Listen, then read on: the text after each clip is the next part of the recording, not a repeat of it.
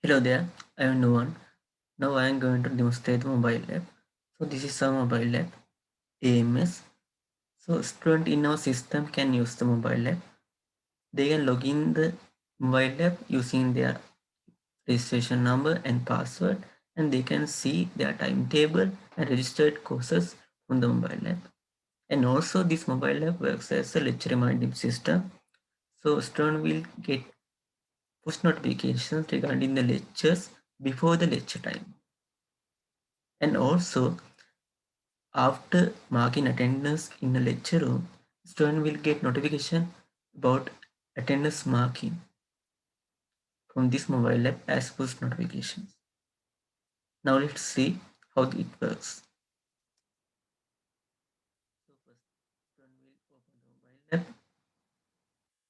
So here, the welcome screen. Then student will go to login page. Student can login using registration number and password. After signing in, student will redirect to the home page. This is home page. In here, student can see in the top section, they can see today's schedule. In middle section, they can see their registered courses. In the bottom section, they can see the navigation bar. From navigation bar, they can go to home page, timetable, or notifications. First, I go to timetable. In timetable, there are 5 sessions. To go to different days timetable. First, I go to Monday's timetable.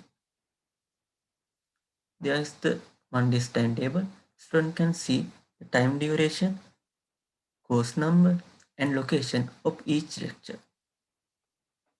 They can also see whether it is a lab or a lecture. Then I go to Tuesday's timetable.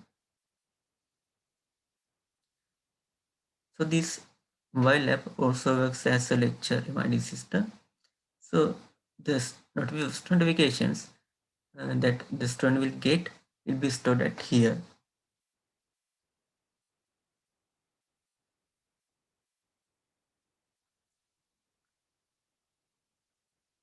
So I record this video in a Monday before 2 to 3 p.m.